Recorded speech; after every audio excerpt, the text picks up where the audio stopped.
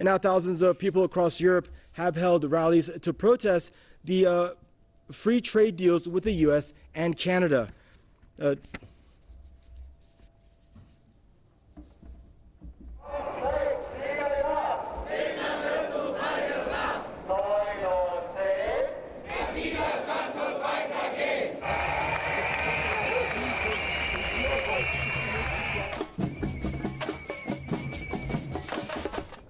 Now demonstrations were held in 7 German cities to condemn the transatlantic trade and investment partnership. That's the TTIP, the TTIP. Now protesters also slammed a deal between Germany and Canada called a CETA, that's a CETA, that's set to be signed in October. Similar rallies were also held in Austria. Protesters say the agreements in no way serve the people's interests.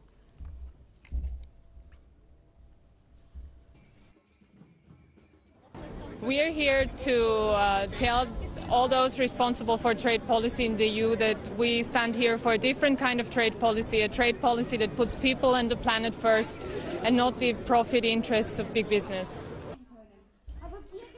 The demos come as a new round of negotiations are expected to kick off in October.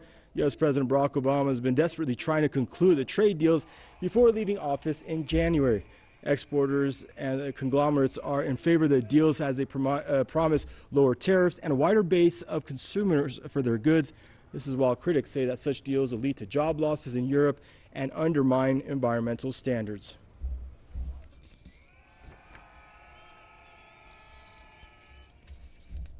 And now Mr. David Hungerford is joining us out of New York, author and economist. Hello, Mr. Hungerford. Thanks for joining us on Press TV's Top 5. And now, why do so many people throughout the world oppose the TTIP and less so the CETA, but mostly the TTIP, sir? Well, let's take a look. You know, there's actually 2 of these agreements, a trans-Pacific one and a transatlantic one. Now, who's sitting right in the middle? What is the great big entity at the center of the web?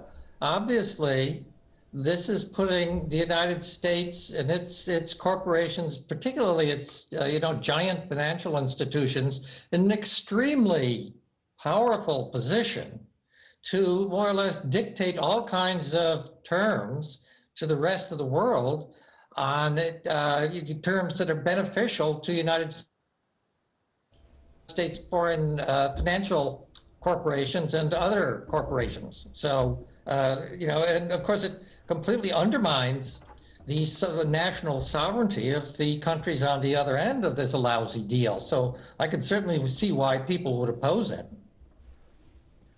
And, there's a lot of European leaders said that the U.S. has been very uncompromising with this, that it only benefits the conglomerates and the mega merged companies and whatnot, and that it bounces out the little person and the mid-level businessman or farmer or whatnot.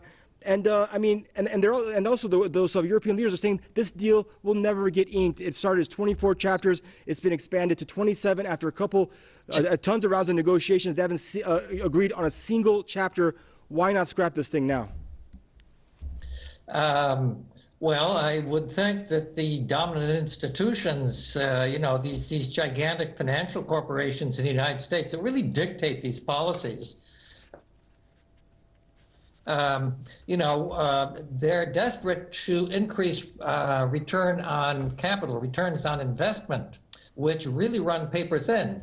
Now, if you've got trillions of dollars of investment assets under management, interests all over the world, and it's getting harder and harder to keep the returns up. Why,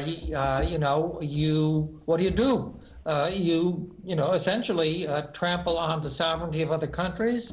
You cut into the living standards of the masses of, hundreds of millions of people. We're going to have to leave it there, Mr. Hungerford. Sorry, we're all out of time, sir. I didn't mean to cut you off. That was Mr. David Hungerford, author and economist, joining us out of New York. Thank you for your take, sir.